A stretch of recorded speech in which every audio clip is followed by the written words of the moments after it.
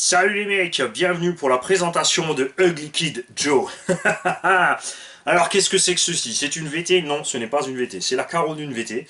C'est un abonné qui nous a envoyé une machine avec une autre carreau à peindre. Et en échange, il nous a offert la carreau d'origine. Là, j'ai fait un petit essai de découpage des couleurs pour changer les formes de la carreau de cette VT qui est assez particulière, que beaucoup n'aiment pas. Et on utilise des restes de peinture tout simplement. J'avais un reste de vert bizarre, un reste de violet, un reste de rouge. On a balancé sous ça, on a mis du violet, du bleu métallisé en sous-couche. Peu importe le résultat, on voulait juste casser les formes. Et voilà, c'est le principe, c'est 100% récup. On a mis par contre un aileron Pikes Peak. Ah ouais, alors là on pourrait mettre ces blubs sur le pare-brise, qu'on serait bien placé. On a mis un aileron de FG 1/5 Hyperflex, en fait. C'est énorme. Mais franchement, ça change le cul de la machine. On verra ce que ça donne en roulant. C'est comme les couleurs, elles sont horribles. Hein. On a une espèce de vert pâle, je sais pas quoi. Un rouge cerise, un petit reste de violet de la BMW de la fripouille, qui va d'ailleurs pulvériser la carreau.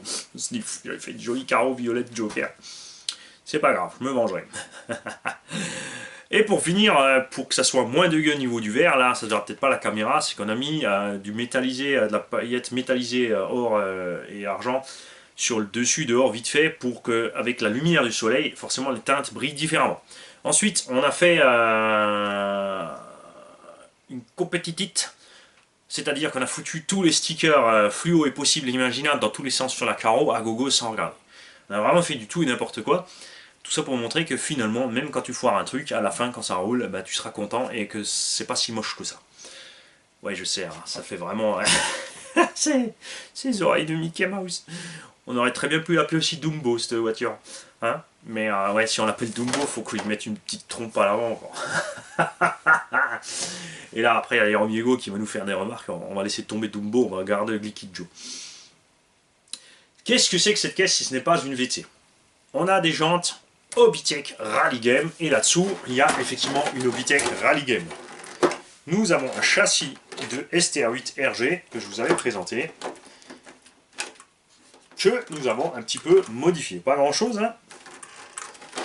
Je t'explique. Tu vois, dessous c'est aussi toutes les couleurs. En fait, j'aurais mieux fait de passer le violet et le bleu métallisé dehors et de mettre le reste des teintes dedans. Mais ça, tu t'en rends compte que quand tu as fini en général. Cette STR8 RG a quelques modifs. D'abord, on a reçu, voilà, c'est des kits que tu recevais à 150 balles châssis à poil, là, ces derniers temps chez RC Team, sans carreau, sans roue. Quand tu reçois la machine, quand tu la laisses tomber comme ça, d'origine, sortie du carton, le machin, c'est une deduche. Je sais pas ce qu'ils ont fait chez Obitech, mais ça rebondit. C'est atroce. T'as carrément le train arrière qui redécolle, tellement ça rebondit. Donc on a mis de l'huile plus épaisse. On n'est pas encore assez épais, là je suis dans les 1000 par là, j'aurais même dû grimper à 2000 voire plus. On a toujours encore une réaction assez sèche. Sur une piste ça suffit puisque tu ne fais pas de saut, il faut juste encaisser les virages avec 2-3 mouvements de caisse et de piste et c'est tout. Mais tu vois, il n'y a pas de rebond, on est bien, surtout quand la lipo est dedans. Là-dedans, on a mis un Toro 6 pôles 2650 kV pignon 15 et un variateur 4S. Suffit largement pour ce châssis. Maintenant que mon style de conduite a évolué par rapport à la première fois que j'avais ces châssis en main et que j'ai découpé les noix comme beaucoup d'entre nous, on va refaire un test. On a mis le punch control au minimum évidemment sur le Vario, largement suffisant pour la piste, et on verra ce qui se passe avec ces noix. Tout simplement, si on va réussir à les économiser plus longtemps. Le but c'est de passer les 50 packs avec les noix d'origine, ce serait déjà bien, ce qui fait qu'après avec les renforcer on sera tranquille. A savoir que sur un des châssis Obitech que j'avais, j'ai utilisé des noix Sen, de Sen GST, absolument immense. Comment j'ai fait? L'axe ici sort en 5 ou 6 mm, j'ai donc mis tout simplement un tube de 6 par 8, hein, donc perforation de 6, tube extérieur, diamètre 8, tout simplement, que j'ai percé pour passer le BTR, et j'ai pu monter une noix Sen qui est absolument immense, et là par contre, t'as plus d'usure, ça c'est sûr, tu ne bouffes plus ta transmission. Et pour les noix de sortie de diff, là il faudra passer par les renforcés Obitech. On a monté les fusées arrière alu option Obitech. On a agrandi un peu la voie, puisque là on n'était pas sorti sur un 320, 325, la carreau de la VT en 330, donc on est passé au maximum pour être dans les trous de la VT. On a aussi utilisé les cales de train alu option qui ne proviennent pas de la série STR ou Spirit ou autre. Apparemment, c'est dû à l'ancienne génération de chez Obitech. Ça, c'est un EPX.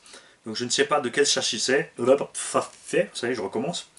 En tout cas, bien sûr, ça se monte parfaitement de là. Mais quand tu regardes en dessous, tu as un problème puisque tes cales plastiques sont là et là.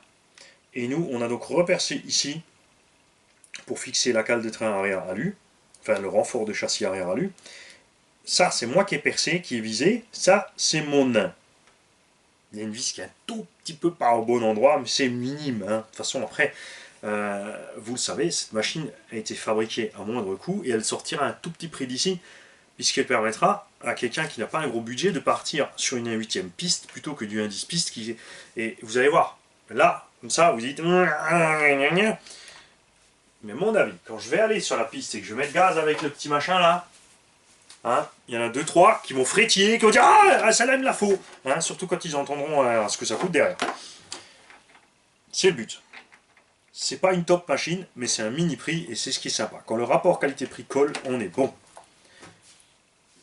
Et ça, c'est sympa. C'est pour ça que c'est vrai que quand ils ont largué les derniers châssis de STR8 là aussi, 150 balles, bon, t'as pas les roues, t'as pas la carreau. Tu rajoutes 35 € de roues si tu mets des bonnes roues GRP ou SP Racing. C'était à 180 et tu rajoutes une carreau, une quarantaine d'euros la peinture. Tu arrives à 230-240 €. À ce prix-là, tu as aussi un châssis avec roues et carreaux. Mais c'est vrai que c'est des roues qui sont pas top. C'est une carreau qui te plaît pas forcément. Donc ça peut être sympa. L'avantage évidemment de la Oboe, c'est que tu n'auras pas d'usure des noix et des machins. Tu en auras quand même, mais pas. Tu vas passer l'année avant d'avoir bouffé tes noix et tes trucs. Alors que chez Obitech, ça se passe vraiment très vite. En tout cas, c'est ce qu'on va voir avec les différents réglages ici. Vous en faites pas. L'aileron, c'est du pur délire. On a l'aileron d'origine qui sera avec. La carreau, bien sûr, tu vas me dire, ouais, mais elle me plaît pas non plus si tu la veux, mais l'avantage, c'est que ça te fera pas mal au cœur quand tu vas faire des tilts. Parce qu'il y en a plein qui se disent, ouais, je vais prendre une piste, je vais bombarder.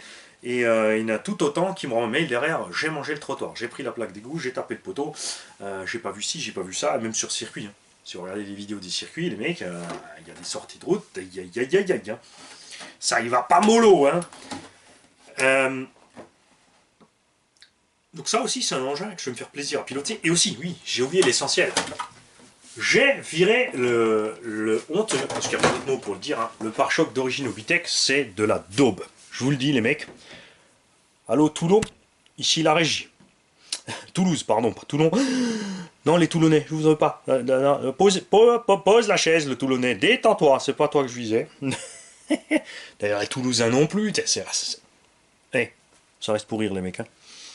Mais sérieusement, le pare-choc d'origine, c'est une simple lame qui est pincée ici avec les 4 vis dessous. Donc le châssis parfaitement exposé. La carreau est fixée sur le pare-choc avant. Le pare-choc avant, moindre tilt, il se plie, il recule. Quand il dépasse les 45 degrés, il pète en deux. Ça te déchire ta carreau, t'es mort. Donc là, ici, on a mis les supports de carreau sur la tourelle avant, puisqu'il y a la mousse ici qui retient la carreau. Forcément que la pression d'air, elle se déforme un petit peu, mais on est pile sur la mousse.